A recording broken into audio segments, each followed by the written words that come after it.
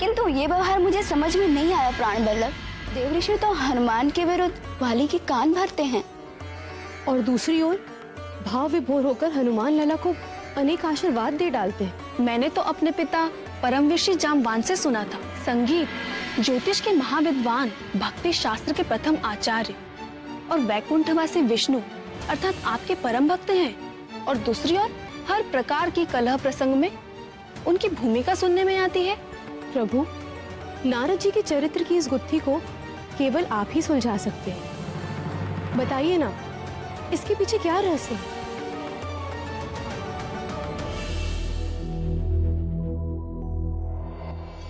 श्रद्धेय नारद जी, सृष्टिकर्ता ब्रह्मा जी के 17 मानस पुत्रों में से एक है। ये 17 पुत्र मानसिक संकल्प मात्र से ब्रह्मा जी ने अपने शरीर के विभिन्न अंगों से उत्पन्न किए। भक्त नारद का जन्म ब्रह्मा जी की गोद से हुआ और उनके एक अन्य पुत्र दक्ष का जन्म ब्रह्मा जी के अंगूठे से हुआ। एक ही पिता की 2 संतानें, दक्ष और नारद। इन दोनों के बीच का मतभेद ही नारद जी की कलह प्रियता का कारण बन गया।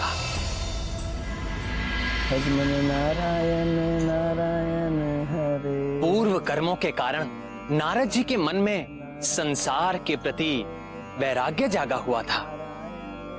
अतः नारद जी ने गृहस्थ आश्रम को स्वीकार नहीं किया और वो वैरागी भक्त हो गए। प्रजापति दक्ष अपने पिता ब्रह्मा जी की आज्ञा मानकर गृहस्थ हो गए और सृष्टि का विस्तार करने में उनकी सहायता करने लगे। किंतु दक्ष को प्रजाओं की सृष्टि व पालन करते हुए अपने पद का झूठा अहंकार हो गया। आज मैं तुझे तेरे कर्मों का उचित दंड देता हूं। और वो हठी व क्रोधी हो गए। पुत्रों, तुम सबकी शिक्षा पूर्ण हो चुकी है। अब मेरी इच्छा है कि तुम सब विवाह कर लो और गृहस्थ हो जाओ और सृष्टि को फैलाने में मेरा सहयोग करो। हरि ओम तत्सत। किंतु पिताजी, हमारे बड़े भाइयों ने सन्यास का मार्ग चुना और हमारे मन में भी दुविधा है। दुविधा? कैसी दुविधा? पिता की आज्ञा मानना तुम्हारा परम धर्म है और उसी में तुम्हारा परम कल्याण भी, यही शास्त्र कहते हैं। हरि ओम तत्सत। किंतु तात नारद तो कहते हैं। उस कपटी का नाम भी मत लो।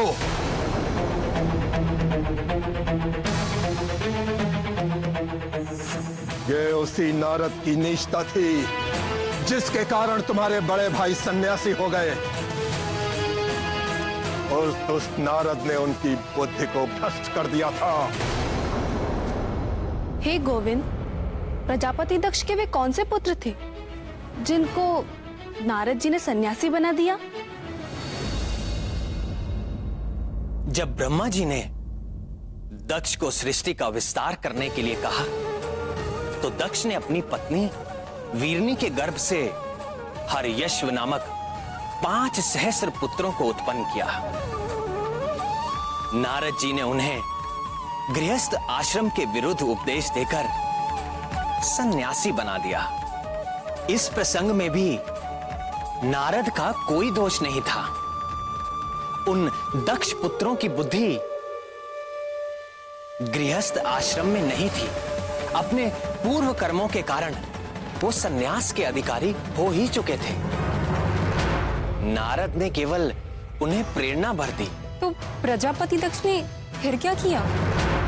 देखो मेरे पुत्रों, मेरे पास क्या नहीं है। धन संपदा है, पशुधन है, राज्य है, हंसता खेलता परिवार है मेरा। संसार का हर सुख मुझे उपलब्ध है। क्यों? क्योंकि मैं गृहस्थ हूं और गृहस्थ आश्रम ही आत्म कल्याण का शास्त्र सम्मत मार्ग है। और तुम लोग भी गृहस्थ हो गए।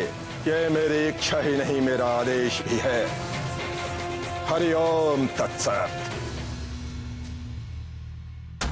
स्मरण रहे, अपने उस ढोंगी नारद से दूर ही रहना, उसके निकट भी मत जाना। यदि वो निकट आए तो तुम लोग उससे दूर चले जाना।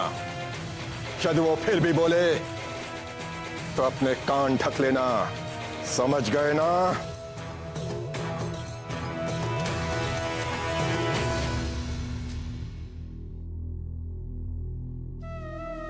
कहीं नारद जी उन्हें भी समझाने तो नहीं आ पहुंचे? श्रीमन नारायण नारायण हरे हरे, भजमन नारायण नारायण हरे हरे। ये कैसा व्यवहार है भतीजों? ना नमस्कार, ना प्रणाम, ना आदर, ना कोई सत्कार। या प्रजापति दक्ष ने तुम सबको यही शिक्षा दी है? जी पिताजी ने हमें यही शिक्षा दी है। उन्होंने कहा है कि आपसे दूर रहें और आपके निकट भी ना जाएं। और यदि आप निकट आए तो हम दूर चले जाएंगे। और फिर भी आप बोलें तो अपने कान ढक लें।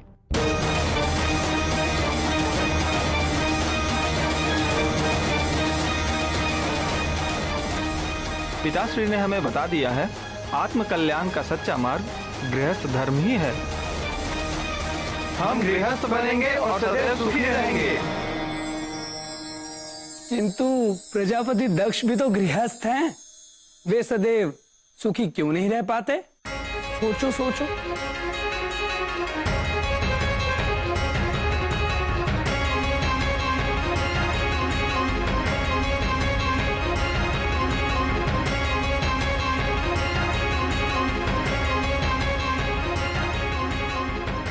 क्या तुमने उन्हें कभी क्रोध में या दुखी देखा है? पिताजी तो आज ही क्रोधित हो गए थे। पिताजी तो प्रतिदिन क्रोध करते हैं। क्रोध तो उनका स्वभाव बन चुका है। फिर तो दुखी और शुभ भी होते होंगे। होते हैं। यदि उनकी बात प्रमाणित होती तो क्या उनके साथ ऐसा हो सकता था?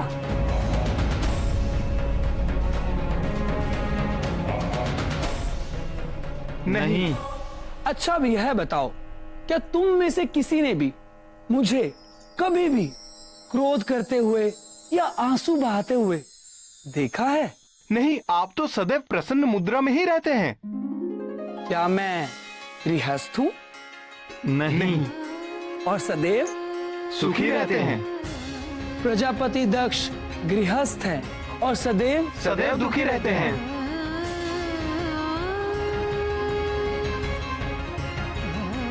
क्या रहस्य है तात? हमें भी समझाइए। वैराग्य, इच्छाओं से मुक्त होते ही व्यक्ति के सारे दुख समाप्त हो जाते हैं। ऐसा नहीं कि वैवाहिक व्यक्ति सदैव दुखी ही रहेगा, पर साधारण मनुष्यों के लिए विवाह करना और सुख भी पाना बड़ा ही कठिन है। भगवान महादेव और जगदम्बा पार्वती का विवाह सफल है क्योंकि उनमें सांसारिक इच्छाएं नहीं हैं। उनसे उपजने वाले लोभ, मोह और क्रोध जैसे भाव नहीं हैं। उनके पवित्र आदर्श का जो दंपति पालन करते हैं वे सदैव सुखी रहते हैं, जैसे महर्षि अत्रि और सती अनसुईया। यदि तुम लोग स्वयं को उनके समान ज्ञानवान मानते हो तो कर लो विवाह। और यदि अभी तुम्हारे भीतर ज्ञान का पूरा प्रकाश नहीं हुआ है तो सावधान, सोच समझकर करना विवाह। अतः मेरे भतीजों, मैंने तुम्हें दोनों मार्गों का लाभ और हानि बतला दिया है। जिसको जो भाता है चुन ले और हरि भजन करे। श्रीमन नारायण नारायण हरे हरे, भजमन नारायण नारायण हरे हरे।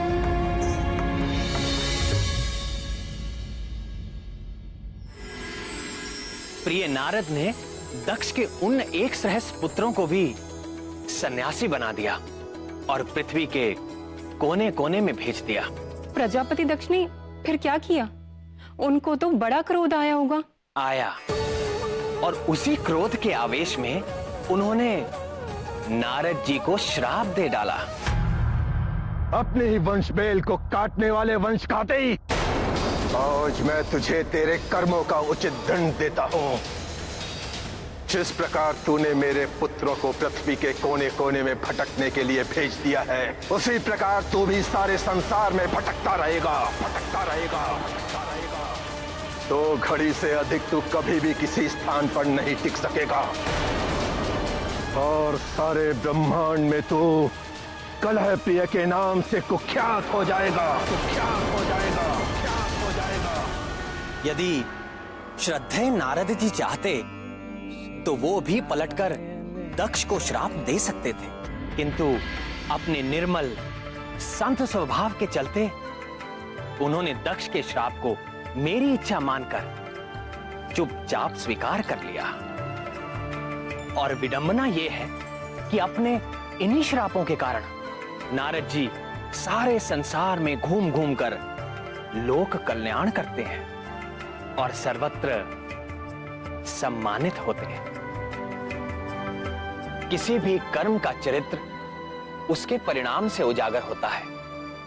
नारद जी जो भी करते हैं उसका परिणाम सदैव लोक कल्याण ही होता है। नारद जी अपने समर्पण और भक्ति के कारण अनेक प्रकार की शक्तियों से संपन्न है। वे भूत व भविष्य की भी ज्ञाता है। नारद जी ये जानते थे कि हनुमान लल्ला पर कुछ प्रभाव न पड़ेगा और वाली के विष देने से हनुमान लल्ला का क्या गया, उल्टे हनुमान लल्ला को तो दिव्य कुंडल और प्राप्त हो गए। हे प्राणवल्लभ, हनुमान लल्ला इतने प्यारे क्यों हैं? मन करता है उन्हें गोद में उठाकर हृदय से लगाकर जी भरकर दुलार करूं। कुछ बालक होते ही ऐसे हैं जो हर देखने वाले का हृदय हर लेते हैं। बधाई हो महारानी जी, बधाई हो महाराज। देखो पुत्र, ये है दाई माँ।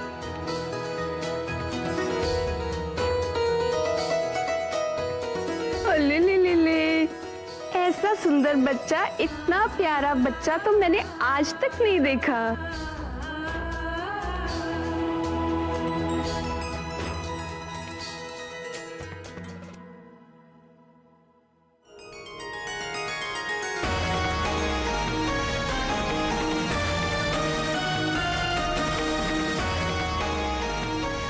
आज मैं बहुत प्रसन्न हूँ। हम चाहते हैं हमारी इस प्रसन्नता में सारा नगर सम्मिलित हो। सारे नगर को दीपमाला, पुष्पावली और तोरणों से सजाया जाए। मंदिरों और भवन की विशेष तौर से सज्जा की जाए। आगामी 1.25 मास तक प्रत्येक दिन उत्सव आयोजित किया जाए। कोई भी व्यक्ति भूखा, उदास और दुखी ना हो। प्रत्येक दिन राजभवन में सर्वसाधारण के लिए राजभोग की व्यवस्था की जाए। नाथ, मेरी एक इच्छा थी। आज्ञा प्राणेश्वरी। मैंने सुना है कि माता को गर्भकाल के वक्त जो व्यंजन पसंद आते हैं उनका संबंध शिशु से होता है, और गर्भ अवस्था में मुझे क्या अच्छा लगता था ये तो आप जानते ही हैं। खीर, खीर बहुत पसंद है हमारे लाल को।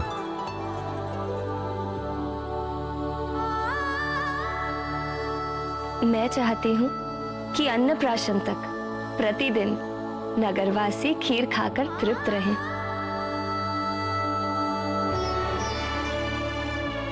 और यदि हमारे लाल ने तुम्हारी ही तरह भूख का प्रदर्शन किया तो अन्नप्राशन के पश्चात किसी और के खाने के लिए खीर बचा ही नहीं करेगी, क्योंकि सारी तो यही खा जाएगा। अरे देखिए कैसे मचलने लगा खीर का नाम सुनते ही। दूंगी दूंगी, तुम्हें भी खीर दूंगी, किंतु अन्नप्राशन के बाद।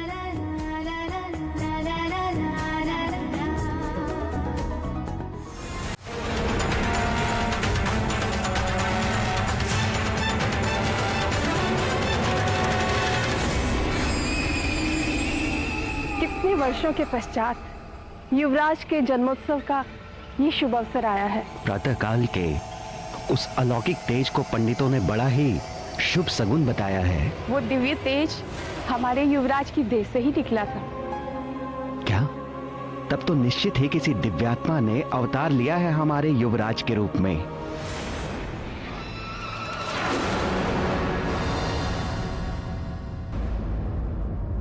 हे, रुको।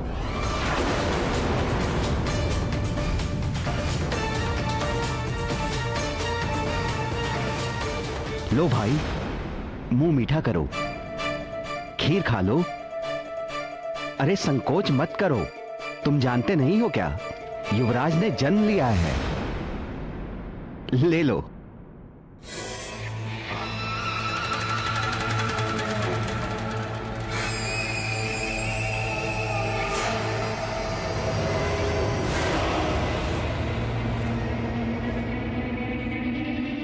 आइए देवी।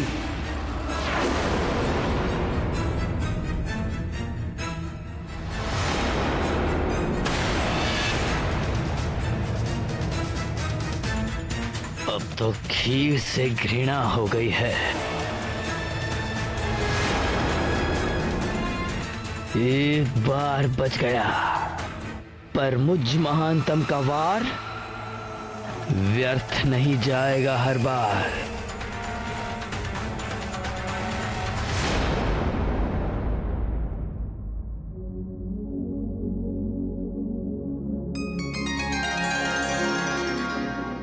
आप क्या सोच रहे हैं आर्यपुत्र? मुझे लगा, क्या लगा? प्रातःकाल से आंजने मुझे कुछ भारी लगा। ऐसी बात ना कीजिए, शिशु को माता पिता की दृष्टि ही लग जाती है।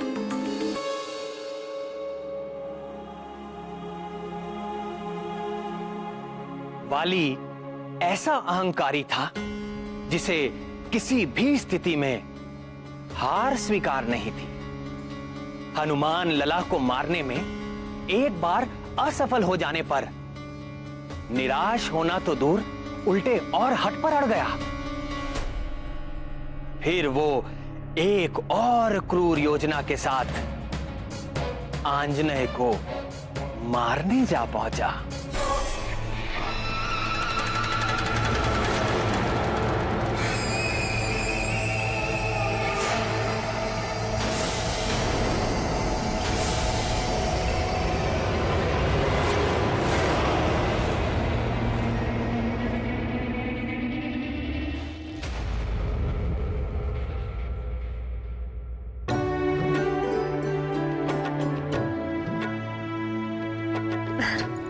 लाइए, केसरी नंदन को मुझे दे दीजिए।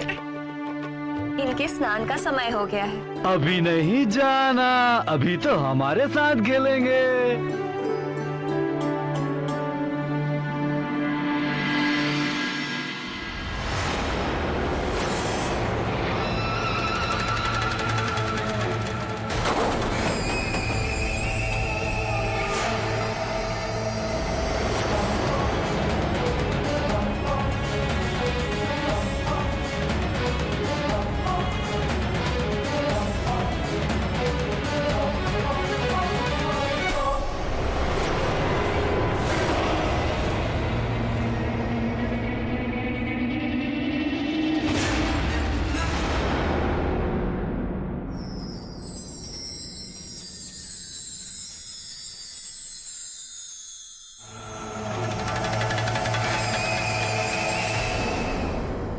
आज तो मेरे केसरी नंदन के स्वास्थ्य को उसके पिताजी ही दृष्टि लगा रहे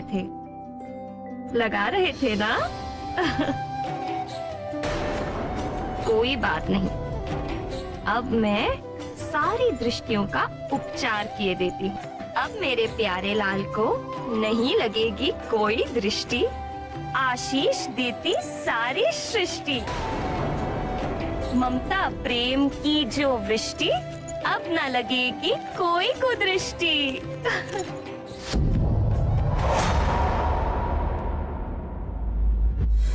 मुझे देख रहा है, मुझ महानतम को ही देख रहा है तो सुन ले मरकट, मैं महानतम तेरा काल हूँ।